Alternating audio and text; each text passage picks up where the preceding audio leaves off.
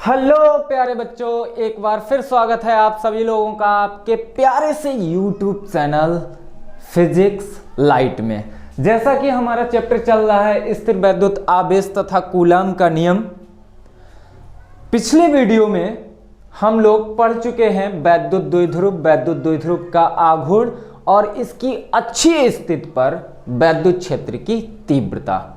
आज इस वीडियो में स्टार्ट करने से पहले हम बता दें कि इस वीडियो में हम पढ़ेंगे वैद्युत द्विध्रुव की निरक्षीय स्थिति में वैद्युत क्षेत्र की तीव्रता और आगे भी बहुत कुछ।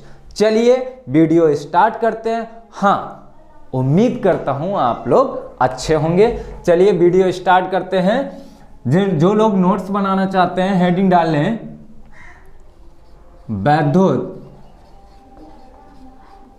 द्विध्रुव की निरक्षीय स्थिति में वैद्युत क्षेत्र की तीव्रता। अब हम निरक्षीय स्थिति में वैद्युत क्षेत्र की तीव्रता ज्ञात करेंगे, जो कि पिछले वीडियो में हमने अच्छी स्थिति में वैद्युत क्षेत्र की तीव्रता ज्ञात की थी। जिन लोगों ने पिछला वीडियो नहीं देखा है वो पिछला वीडियो जाकर देख सकते हैं। चलिए, तो यहां पर सबसे पहले अब हम वैद्युत द्विध्रुव पढ़ चुके हैं। वैद्युत द्विध्रुव के बारे में हमें पता है क्या होता है। तो यहां से हम सीधा सीधा थोड़ा शॉर्ट में लिखेंगे, माना वैद्युत द्विध्रुव के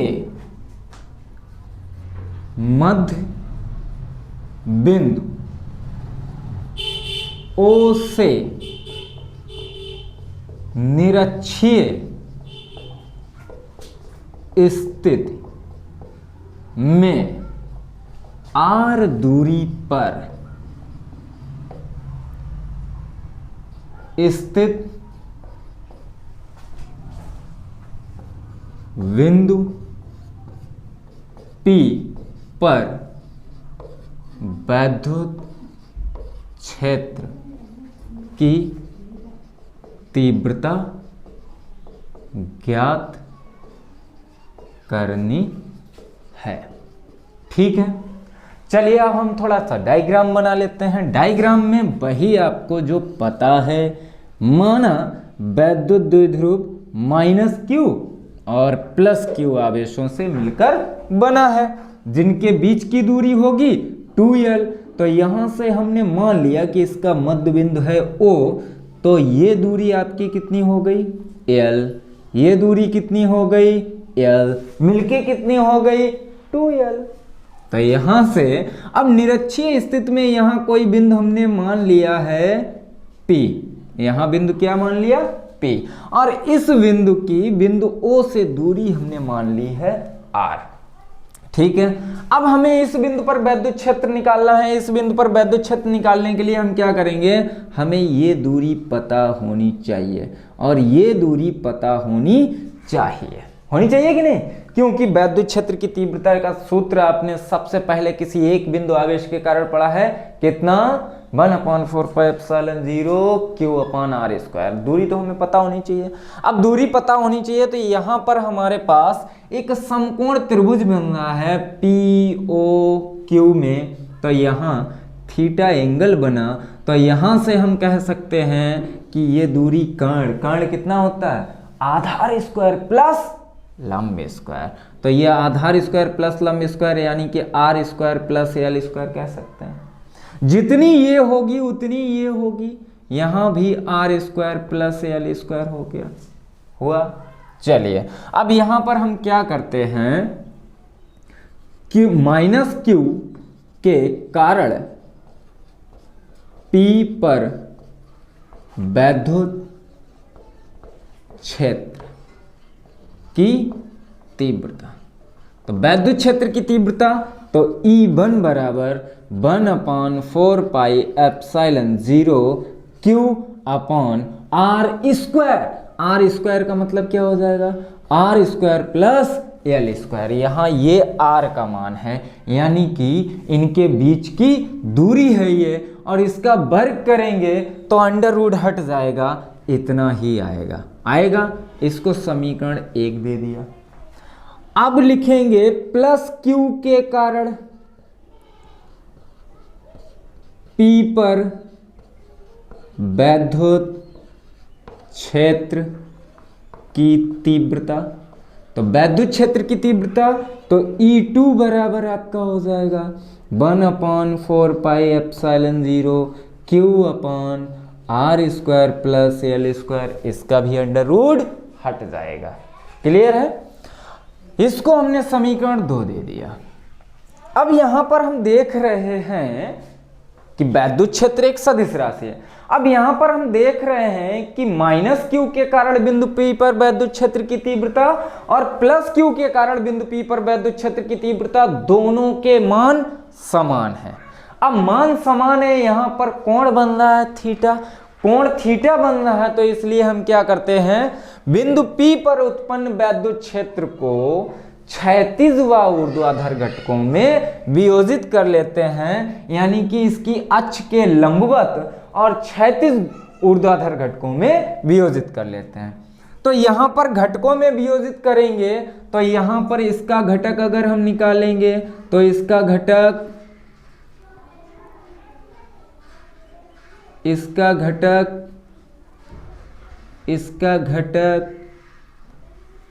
यहां पर ये इधर हो जाएगा E2। कौन सा निकालना है? लंबवत घटक। तो यहां हो जाएगा आपका लंबवत घटक, नहीं भैया, यहां से देखो ये एंगल बन रहा है ना थीटा, तो इसकी दिशा में कौन सा जाएगा? क्षैतिज घटक। तो E2 cos थीटा। लंबवत घटक इस लाइन के लंबवत, इस लाइन के अक्ष के लंबवत, अक्ष के लंबवत यही तो होगा, अक्ष के लंबवत यही तो होगा। इसकी अक्ष ये है ना, इसकी अक्ष ये है, तो लंबवत घटक यही तो होंगे। तो लंबवत घटक यहां से हो गया E2 sin थीटा, यहां हो गया E1 sin थीटा, यहां ये क्षैतिज घटक हो गया E2 cos थीटा, इधर आ जाएगा E1 cos थीटा। सही है। अब यहां से हम लिखेंगे, अगर यहां पर हम देख रहे हैं, एक डायग्राम को और बना सकते हैं। यहां हमने देखा कि बिंदु P पर, ये बिंदु आपका P रहा, इस बिंदु P पर जो आपका E1 sin थीटा होगा इधर, E2 sin थीटा हो गया इधर, E2 cos थीटा हो गया इधर, E1 cos थीटा हो गया इधर। यही तो घटकों में वियोजित किया। अब यहां पर जो इनका रिजल्टेंट होगा, यानी कि परिणामी होगा, वो इस दिशा को प्रदर्शित करेगा। सही है। यहां एंगल कितना हो गया? थीटा। कितना हो गया? थीटा। ठीक है। चलिए अब यहां से हम क्या करते हैं, रिजल्टेंट इन दोनों का तो हमने बता दिया कि ये वाली साइड, ये जो दिशा होगी इन दोनों के परिणामी को प्रदर्शित करेगी। लेकिन इन दोनों का क्या होगा, तो इन दोनों को समझने के लिए जरा इसको E2 को देखो और E1 को देखो। ये समीकरण नंबर 1 व 2 से इक्वेशन फर्स्ट और इक्वेशन सेकंड से देखेंगे तो E1 और E2 के मान बिंदु P पर समान हैं, इसलिए E1 और E2 एक दूसरे को निरस्त कर देंगे। अब हमारे पास क्या बचा है, सिर्फ E2 cos थीटा और E1 cos थीटा, जो एक ही दिशा में है, इसलिए इन दोनों का परिणामी वैद्युत क्षेत्र, अगर हम इन दोनों का परिणामी वैद्युत क्षेत्र निकालेंगे तो इनका ये परिणामी वैद्युत क्षेत्र निकल आएगा। यानी कि ये E2 sin थीटा और E1 sin थीटा परिमाण में एक दूसरे के बराबर परंतु दिशा में विपरीत हैं, तो ये एक दूसरे को खत्म कर देंगे, निरस्त कर देंगे। अब हमारे पास बचा है E1 cos theta, E2 cos theta, तो ये एक ही दिशा में है इसलिए ये जुड़ जाएंगे। तो यहां सीधा सीधा लिखेंगे क्षैतिज घटक, क्षैतिज घटक E1 cos थीटा व E2 cos थीटा एक ही दिशा में हैं, इसलिए ये जुड़ जाएंगे। क्यों?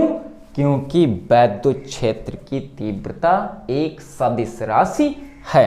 तो जुड़ जाएंगे तो यहां से तब परिणामी वैद्युत क्षेत्र, तो परिणामी वैद्युत क्षेत्र कितना निकलेगा? E बराबर E1 cos theta plus E2 cos theta. अब यहां से E1 और E2 के मान बराबर हैं, यहां पर थोड़ी जगह कम है तो मैं पूरे डेरिवेशन को साफ नहीं करूंगा इसी जगह में, तो यहां से डायरेक्ट मान रखते हैं। तो E1 का मान यही है, cos थीटा उसमें आएगा, चलिए रख देता हूं 1/4 pi epsilon 0 Q upon R square plus L square cos theta plus 1/4 pi epsilon 0 Q upon R square plus L square cos theta. अगर हम दोनों को देखेंगे तो दोनों बराबर हैं, इसलिए सीधा सीधा जुड़ेंगे तो यहां से हमारा हो जाएगा E बराबर 1/4 pi epsilon 0 Q upon R square plus L square cos theta.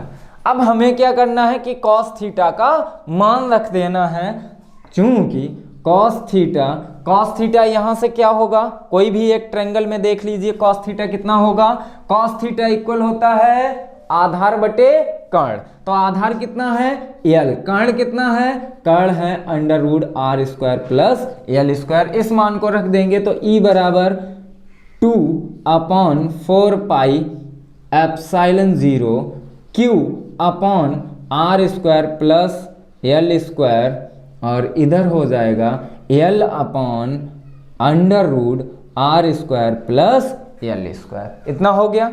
यहां से इस 2QL को मिला के हम क्या लिख सकते हैं, P इक्वल होता है 2QL, तब E बराबर आपका हो जाएगा 1/4 पाई एप्सिलॉन 0 P अपॉन, अब जरा यहां पर देख लीजिए, ये इतना पूरा एक पद है, ये पूरा एक पद है, इस पूरे पद की घात कितनी है 1, इसकी घात कितनी है आधी, क्यों? क्योंकि इस पे लगा है √, तो इसकी आधी घात, गुणा में घातें जुड़ती हैं तो यहां से आधी घात और एक घात मिलके कितना हो गया, आधी घात और एक घात 2/3, नहीं सर 3/2, कितना हुआ 3/2, यानी कि जिसको हम बोलते हैं 1.5 घात। कितना बोलते हैं 1.5 घात। हो गया ना। या इसको अगर नहीं आप कर पा रहे हैं तो 1 + 1/2 ऐसे हो जाएगा, फिर इसको हम लिख सकते हैं E बराबर 1/4 pi epsilon 0 Q upon P upon R square plus L square के होल पावर 2 × 1 = 2, 2 × 1 = 3, 3/2, ये यहां पर हो गया। अब अगर हम मान लें कि जो मध्य बिंदु से बिंदु P के बीच की दूरी है, ये जो बिंदु P के बीच की दूरी R है, R बहुत बड़ी है L से, यानी कि L बहुत छोटा है R से, तो L को नगण्य मानकर छोड़ देंगे, तो यहां से हमारा हो जाएगा बेटा E इक्वल 1/4πε0 P/R स्क्वायर।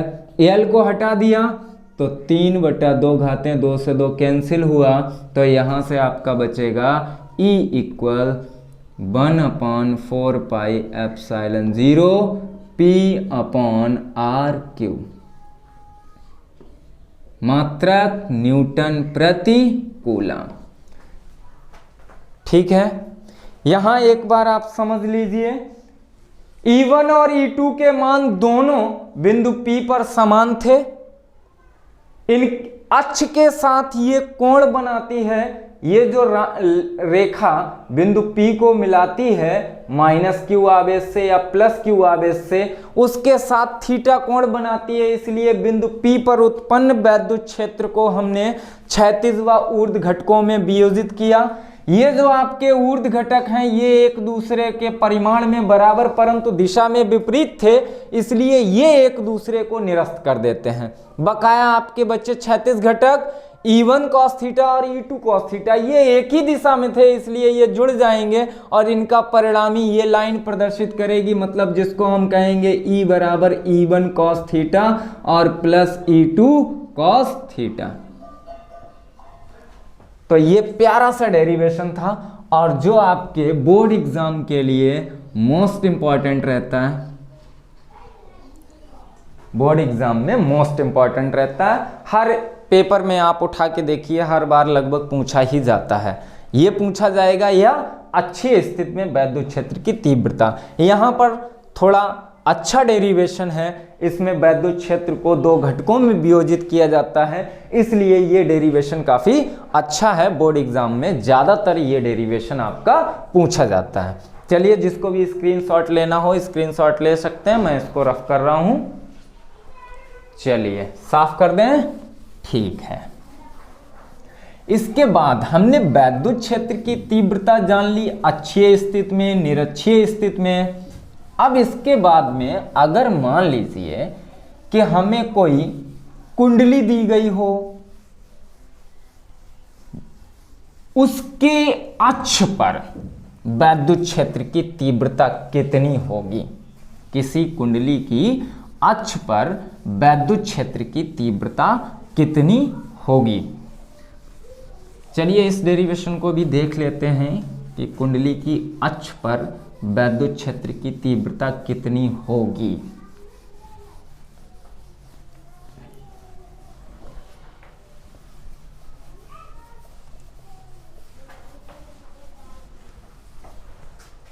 चलिए, एक समान रूप से आवेशित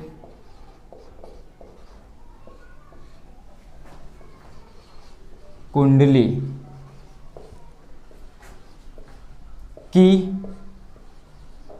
अक्ष पर वैद्युत क्षेत्र, एक समान रूप से आवेशित कुंडली की अक्ष पर वैद्युत क्षेत्र। अब यहां पर एक समान रूप से आवेशित कुंडली होगी। मान लीजिए इस तरीके का एक कोई चालक तार है, एक चालक तार है जिसको स्मॉल r त्रिज्या के रूप में मोड़ लिया गया है। कितनी त्रिज्या इसकी हो गई? स्मॉल r त्रिज्या के रूप में मोड़ दिया गया है। स्मॉल r भी मान सकते हैं या स्मॉल a त्रिज्या के रूप में मोड़ दिया गया है। अब इसकी अक्ष पर, तो इसकी अक्ष ये रही, इसकी अक्ष जो केंद्र से होके जाएगी और इसके पृष्ठ के लंबवत होगी। ये अक्ष है, यहां पर कोई बिंदु है P और जिसकी केंद्र O से दूरी है x। यहां पर पूरी इस कुंडली, इस पूरे चालक तार की वजह से जिसको वृत्ताकार मोड़ा गया है, इसकी वजह से इस बिंदु P पर वैद्युत क्षेत्र ज्ञात करना है। अब यहाँ हम क्या करते हैं, मान लेते हैं कि इस चालक तार को, जिसको कुंडली के रूप में मोड़ा गया है, इस चालक तार को आवेश दिया जाता है स्मॉल q। कितना आवेश दिया जा रहा है, स्मॉल q प्लस आवेश दिया जा रहा है, जो कि इसकी संपूर्ण लंबाई में एक समान रूप से वितरित होगा। ये एक समान रूप से वितरित होगा क्या है, तो आवेश का अभी हम आपको बताएंगे कि आवेश का वितरण क्या होता है, रेखीय आवेश वितरण क्या होता है, पृष्ठीय आवेश वितरण क्या होता है, घनत्व आवेश वितरण, आयतन आवेश वितरण क्या होता है, ये सब कुछ हम पढ़ेंगे। तो यहां पर हमने मान लिया कि इसको आवेश दिया गया है, तो यहां पर लिखेंगे माना एक लंबे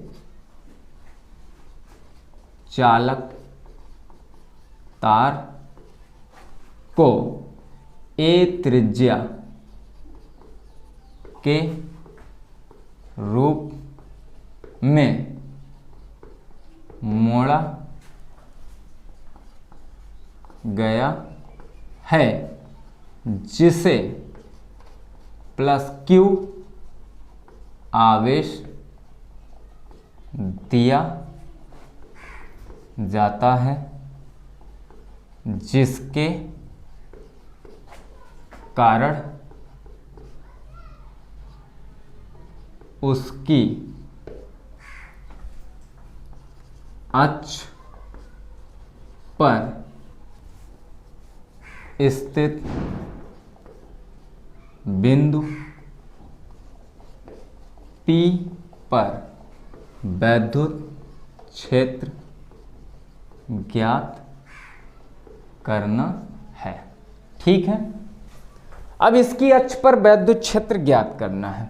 आवेश हमने जो भी इसको दिया, ये इसकी संपूर्ण लंबाई में एक समान रूप से वितरित मान लेते हैं, और यहाँ पर हमने मान लिया कि जो कुंडली है, जो आपका तार मोड़कर मोड़ा गया है, ये कुंडली जो है, माना कुंडली अल्पांश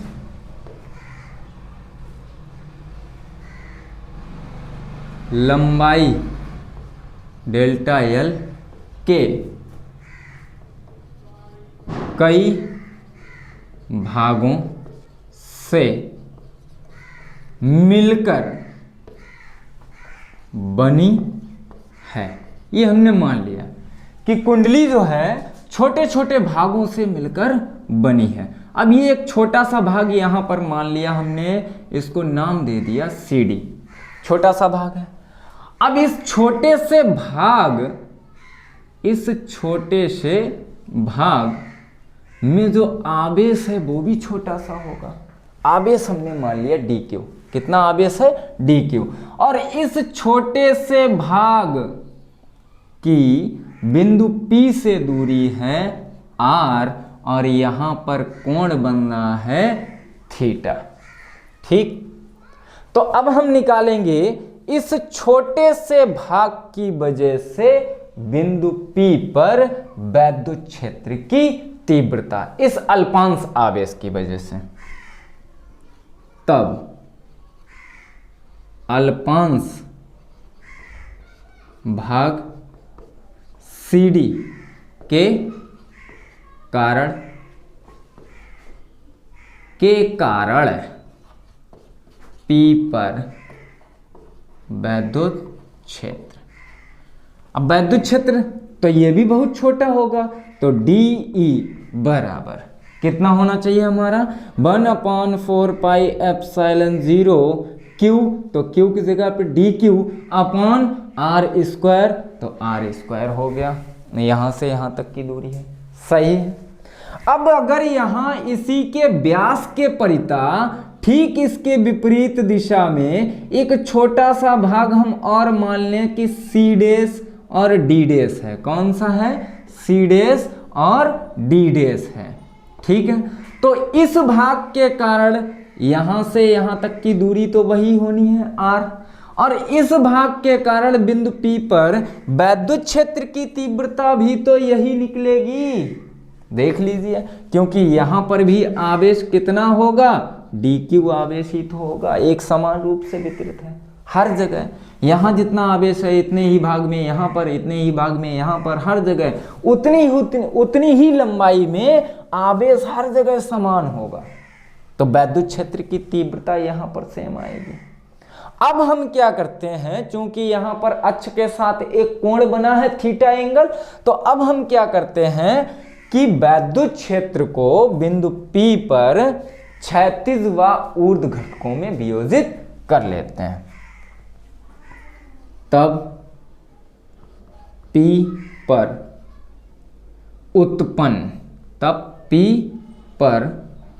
उत्पन्न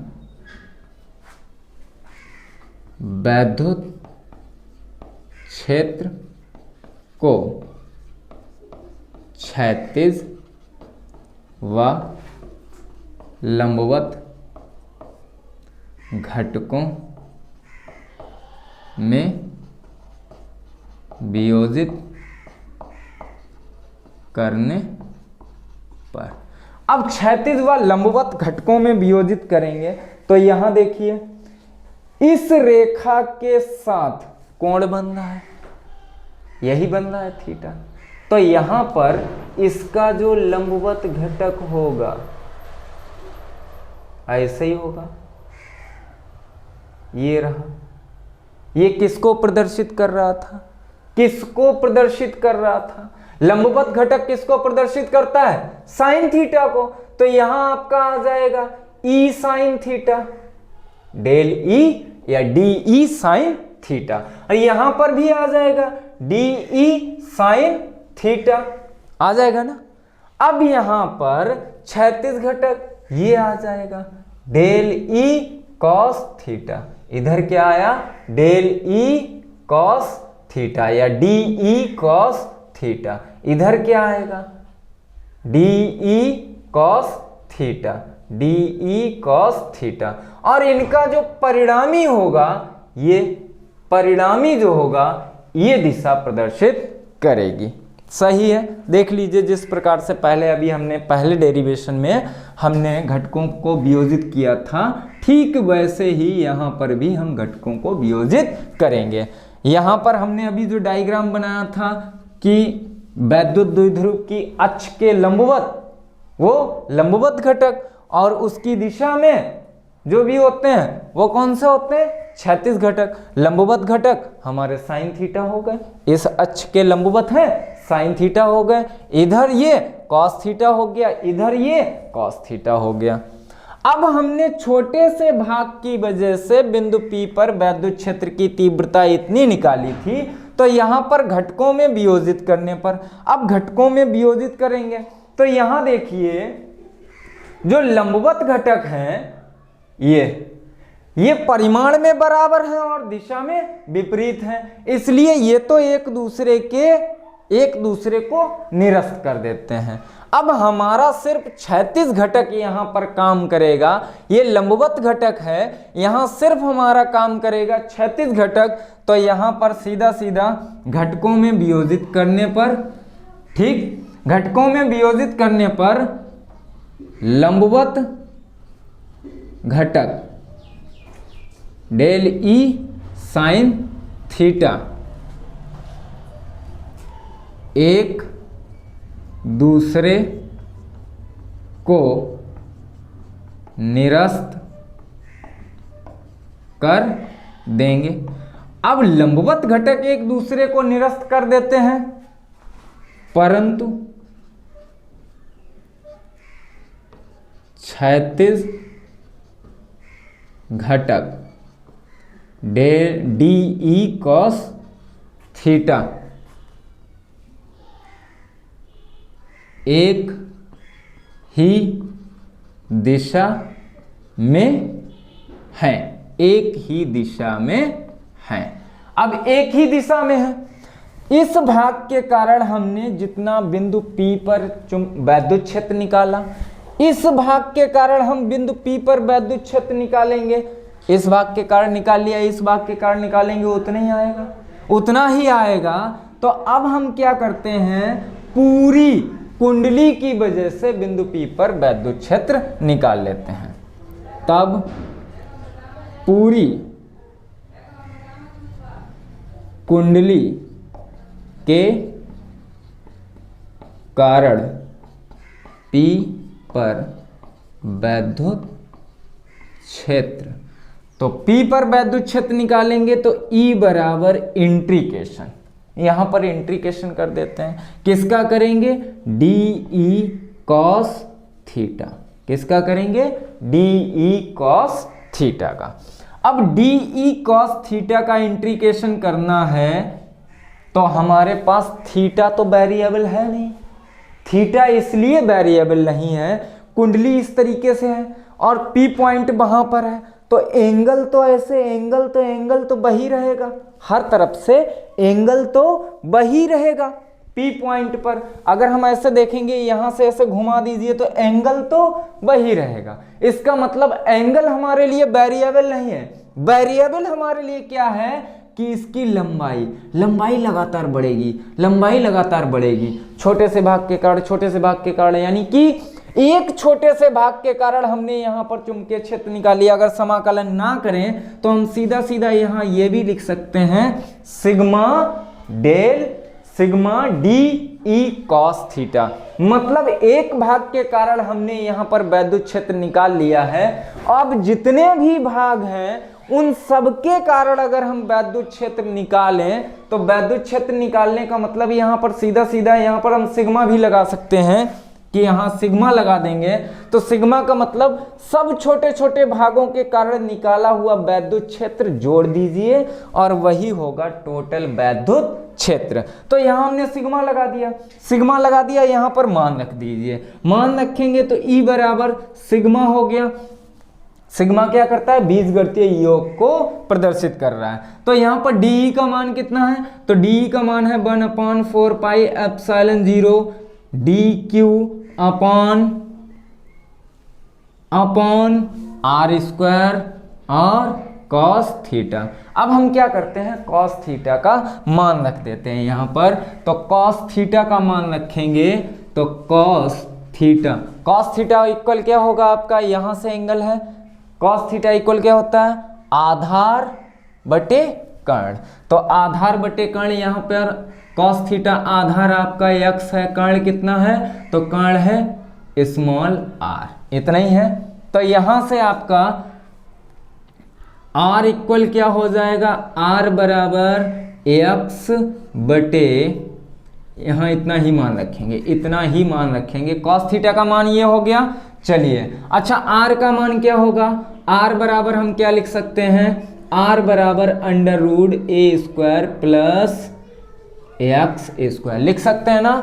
r बराबर कर्ण स्क्वायर बराबर होता है आधार स्क्वायर प्लस लंब स्क्वायर, तो r बराबर क्या हो जाएगा, √ आधार स्क्वायर प्लस लंब स्क्वायर, इतना हो गया। चलिए ये मान यहाँ पर रख देते हैं तो E बराबर आपका क्या हो जाएगा, सिग्मा 1/4 पाई एप्सिलॉन 0 इंटू यहाँ क्या आ जाएगा, DQ अपॉन R स्क्वायर की जगह पे हम लिख सकते हैं a² प्लस x² इंटू, अब cos थीटा का मान रखना है, cos थीटा का मान क्या है, x अपॉन R का मान क्या है, √a² प्लस x²।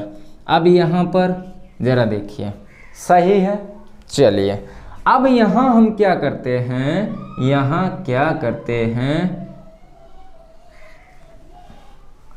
E बराबर, जरा देखिए सिग्मा हो गया आपका 1/4 पाई एप्सिलॉन 0 हो गया आपका। अब हमें क्या लिखना है, DQ लिखना है, x आ गया तो x यहाँ लिख लिया, अपॉन वही बात है, यहाँ पर एक घात और यहाँ पर आधी घात, तो मिला के a² प्लस x² की घात हो गई 3/2।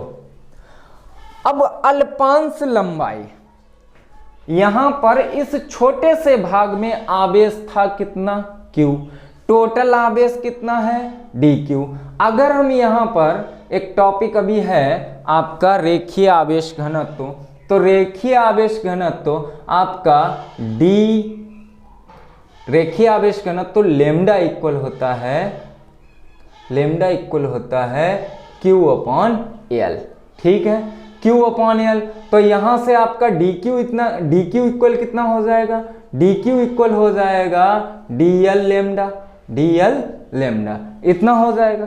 चलिए अब यहां से हम क्या करते हैं कि dq का मान अगर हम संपूर्ण आवेश देखते हैं तो संपूर्ण आवेश आपका कितना है, अगर हम संपूर्ण आवेश देखते हैं तो संपूर्ण आवेश छोटा छोटा आवेश मिलके अगर हम वहां पर ये ना लगाएं तो हम सीधा क्या कर सकते हैं कि टोटल कितना आवेश है छोटे छोटे भाग में, तो टोटल आवेश कितना है Q। तो यहां से E इक्वल आपका सिग्मा बाहर ले लीजिए, कांस्टेंट जो है बाहर ले लीजिए। कांस्टेंट क्या है 1/4 pi epsilon 0 into x upon a square plus x square की होल पावर 3/2 और बचा है सिग्मा एक्स। क्या बचा है सिग्मा डी क्यू, इतना ही बचा है। ये आपका टोटल कांस्टेंट हो गया। इसमें तो कुछ चेंजिंग होनी नहीं है, इसमें चेंजिंग नहीं होनी है मतलब ये इसमें कुछ भी जोड़ना घटाना नहीं है, ये तो सेम रहेगा। अब हमें क्या निकालना है टोटल आवेश। टोटल आवेश निकालेंगे तो E इक्वल आपका क्या हो जाएगा 1/4 पाई एप्सिलॉन 0 कि एक्स क्या बात है x upon a square plus x square की होल पावर 3/2 इंटू टोटल आवेश कितना है Q, टोटल आवेश कितना है Q। तो यहाँ Q लिख दिया और कोष्टक में लिख सकते हैं सिग्मा डी क्यू बराबर Q, ऐसे लिख सकते हैं ना। तो यहाँ पर छोटा सा आंसर E इक्वल आपका कितना आया 1/4 pi epsilon 0 Q x upon a square plus x square का 3/2, पावर कितना है 3/2 न्यूटन पर कूलम। तो यहाँ से ये डेरिवेशन आपका इम्पॉर्टेंट रहता है, आ जाता है। इस डेरिवेशन को आसान सी भाषा में समझ लीजिए। हमें क्या करना है छोटे छोटे भाग की वजह से हमने बिंदु P पर वैद्युत क्षेत्र निकाल लिया, एक छोटे से भाग के कारण निकाल लिया, आप टोटल छोटे छोटे भागों के कारण निकालेंगे। अब यहाँ पर हम देखो यहाँ dq का मान भी रख सकते थे। अगर dq का मान रखते तो कितना आता dl लेमडा, ठीक है। अब dl लेमडा आ जाता, यहाँ इसके भी मान रख के हम इस मान को चेंज भी कर सकते हैं, ठीक है। तो यहाँ से ये आपका कुंडली की अक्ष पर एक समान रूप से आवेशित, इसको हम ऐसे भी कह सकते हैं कि एक समान रूप से आवेशित कुंडली की अक्ष पर वैद्युत क्षेत्र कितना होगा, तो ये हो गया। यहाँ पर आपको मान दिए जाए तो मान रखकर आप आंसर निकाल सकते हैं। अब यहीं पर बोल दिया जाए कि x इक्वल 0, अगर x बराबर आपका 0 कर दिया जाए तो x बराबर 0 कर दिया जाए तो यहाँ केंद्र पर कितना आएगा, तब O पर वैद्युत क्षेत्र। अब केंद्र पर वैद्युत क्षेत्र जब x बराबर 0 कर दिया जाएगा मतलब ये बिंदु कहाँ हो, बिंदु O पर। जो बिंदु P है वो कहाँ होना चाहिए, बिंदु O पर। जब x बराबर इसमें हम 0 रखेंगे तो E बराबर कितना आएगा, E बराबर कितना आएगा 0, ठीक है। चलिए बहुत छोटा सा आंसर आएगा, कितना आएगा 0। चलिए इस डेरिवेशन को आप स्क्रीनशॉट लेके नोट कर सकते हैं, मैं इसको साफ कर रहा हूं, ठीक है, ओके। तो ये एक प्यारा सा डेरिवेशन था, आशा कर रहा हूं कि आप लोगों को समझ में आ रहा होगा। अगर आप लोगों को समझ में आ रहा है तो आप लोग लाइक तो ठोक ही सकते हो, क्योंकि आप लोगों के लिए हम मेहनत कर रहे हैं, तो हमारे लिए कुछ नहीं तो एक अंगूठा हिला के थोड़ा सा एक लाइक ठोक दीजिए।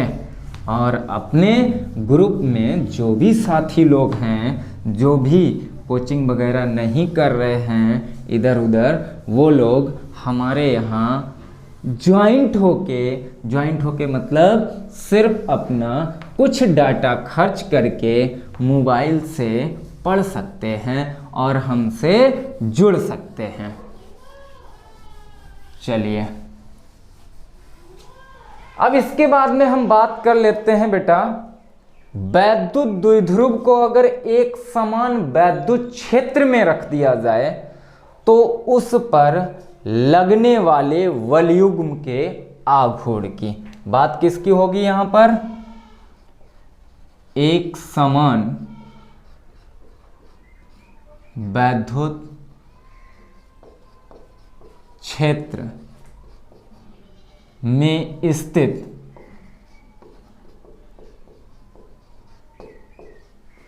वैद्युत द्विध्रुव पर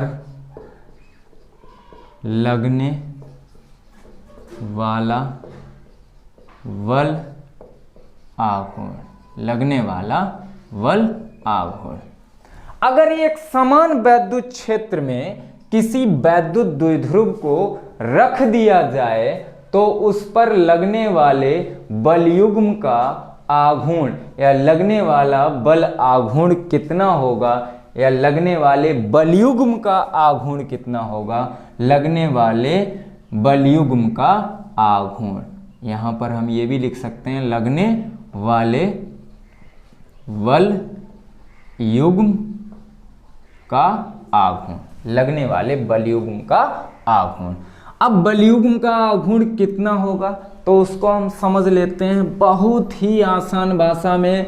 हमने कहा कि एक समान वैद्युत क्षेत्र है, हेडिंग हमारी कह रही है कि एक समान वैद्युत क्षेत्र है, हेडिंग कह रही है एक समान वैद्युत क्षेत्र है। चलिए हमने एक दूसरे के समांतर कुछ रेखाएं खींच ली जो प्रदर्शित कर रही हैं एक समान वैद्युत क्षेत्र ई को, एक समान वैद्युत क्षेत्र ई को प्रदर्शित कर दिया इन्होंने।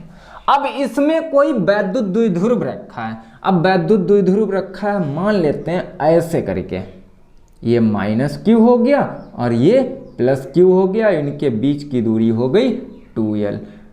एक समान वैद्युत क्षेत्र में एक वैद्युत द्विध्रुव रखा है और जो वैद्युत क्षेत्र की दिशा से थीटा कोण बनाता है, ये हमने मान लिया। ठीक, अब मान लिया है जब थीटा कोण बनाता है तो आपको पता है कि वैद्युत क्षेत्र में किसी भी बिंदु आवेश को हम रखते हैं तो उस पर एक वैद्युत बल लगता है। अब यहां तो हमारे दो दो बिंदु आवेश हैं, एक प्लस का है एक माइनस का है, तो इन दोनों पर भी तो वैद्युत बल लगेगा। अब प्लस आवेश पर वैद्युत बल हमेशा वैद्युत क्षेत्र की दिशा में, इधर F1 हो गया।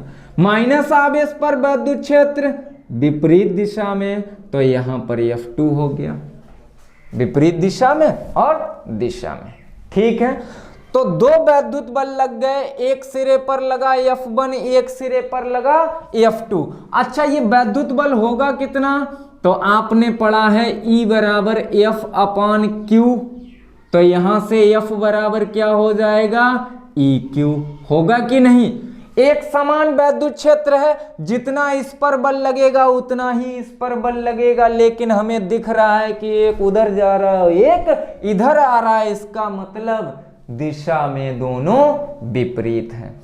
और जब दिशा में दोनों विपरीत हैं और इनकी अगर हम क्रिया रेखा देखें कि किस लाइन में ये लग रहे हैं, किस सीध में लग रहे हैं, तो सीध तो भैया दोनों की अलग अलग हो गई।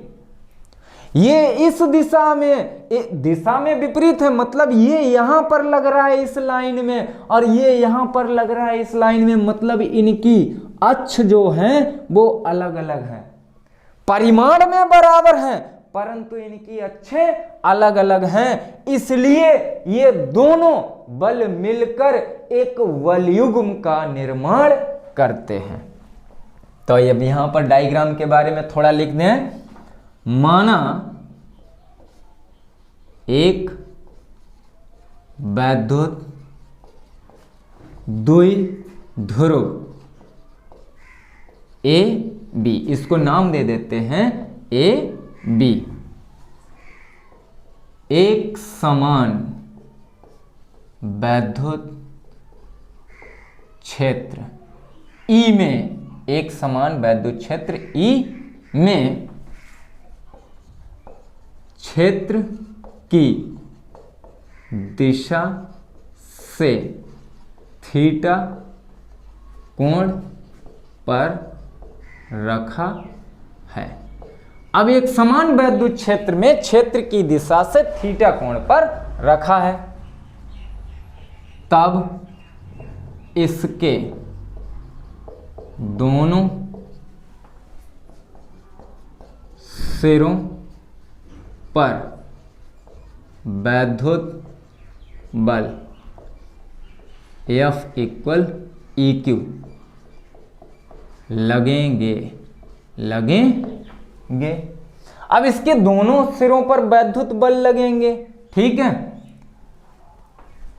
चूंकि F1, अब यहां चित्र से हम देख लेते हैं, F1 व F2 विपरीत दिशा में है और इनकी क्रिया रेखा भी भिन्न भिन्न है, इसलिए ये एक वलयुग्म का निर्माण करेंगे जो इसे वैद्युत क्षेत्र की दिशा में लाने का प्रयत्न करेगा। तब वैद्युत द्विध्रुव पर या लगेंगे, तब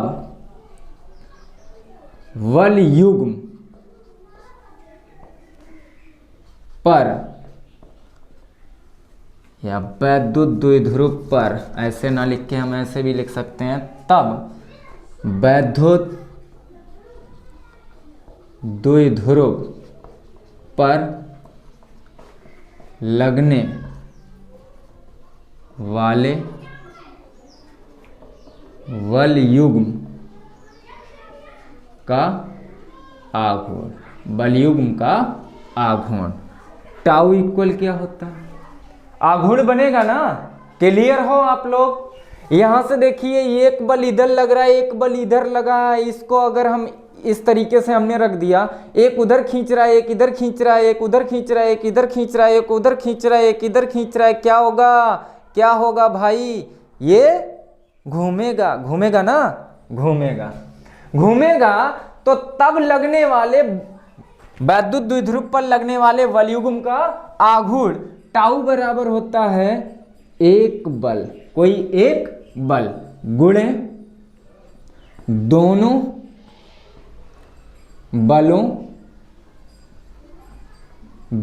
बलों की क्रिया रेखाओं के बीच की लंबवत दूरी, जिसको हम सीधा सीधा अगर लिखते हैं तो कोई एक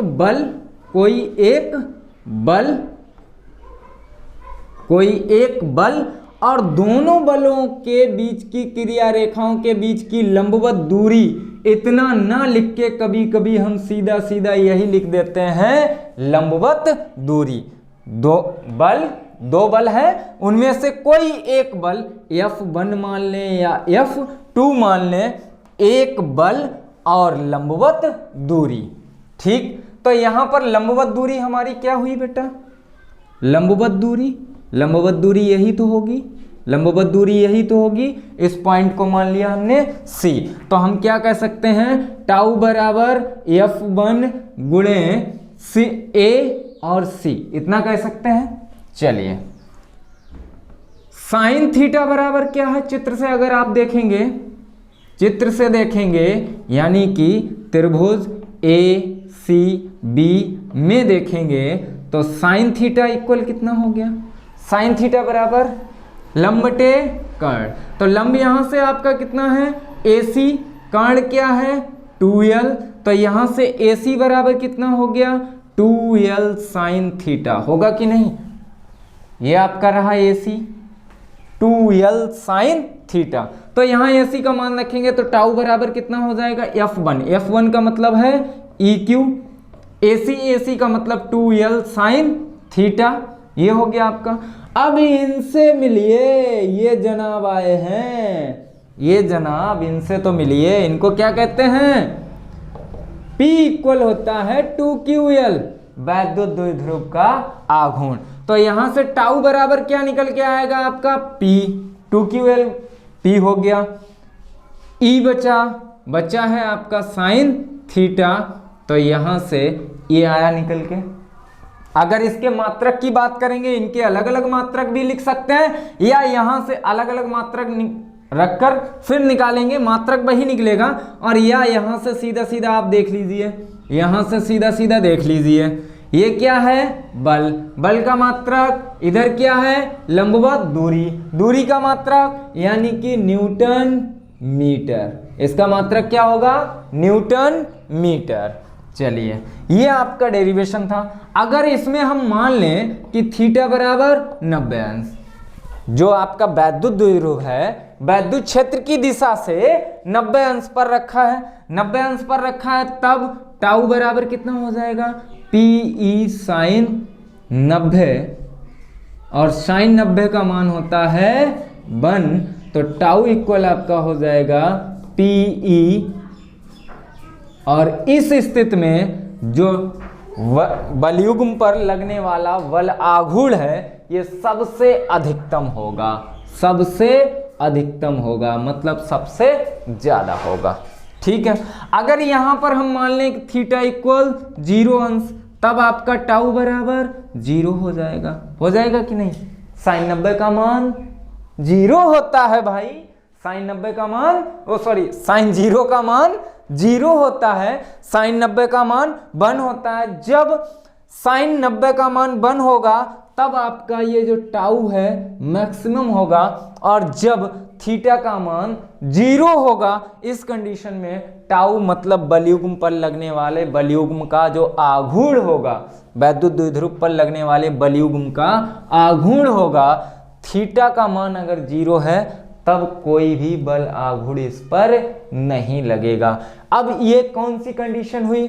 जब वैद्युत द्विध्रुव वैद्युत क्षेत्र की दिशा में रखा हो, यानी कि वैद्युत क्षेत्र के समांतर रखा हो, इस स्थिति में इस पर लगने वाले बलयुग्म का आघूर्ण 0 होगा, यानी कि दोनों बल परिमाण व दिशा में परिमाण में बराबर होंगे और दिशा में विपरीत होंगे, और दिशा में विपरीत होंगे, साथ ही इनकी क्रिया रेखा भी एक ही होगी, इसलिए ये एक दूसरे को खत्म कर देंगे। जैसे कि हम यहाँ पर बता रहे हैं, ऐसे रख दिया जाए, वैद्युत द्विध्रुव को ऐसे रख दिया जाए, यहाँ माइनस हो गया, यहाँ प्लस हो गया, तो इस पर बल लगेगा इधर और इस पर बल लगेगा इधर, लिहाजा ये दोनों बल परिमाण में बराबर होंगे परंतु दिशा में विपरीत होंगी, और इनकी क्रिया रेखा भी एक ही होगी, इसलिए यहाँ पर कोई भी बलयुग्म नहीं होगा, यानी कि इस बलयुग्म का जो आघूर्ण होगा वो 0 होगा।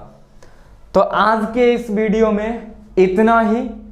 अब इसके बाद में फर्स्ट यूनिट में आपका बचा है गॉस की प्रमेय, आवेश का वितरण भी बचा है, रेखीय आवेश घनत्व बचा है, पृष्ठीय आवेश घनत्व बचा है। इसके बाद में गॉस की प्रमेय पढ़ाएंगे और इसके बाद में गॉस की प्रमेय के अनुप्रयोग रहेंगे, और फिर गॉस की प्रमेय के अनुप्रयोग में हम निकालेंगे कि वैद्युत क्षेत्र की तीव्रता कहाँ पर और कितनी हो सकती है।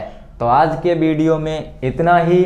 खुश रहिए, पढ़ते रहिए हमारे साथ अपना प्यारा सा सब्जेक्ट भौतिक विज्ञान यानी कि फिजिक्स। धन्यवाद।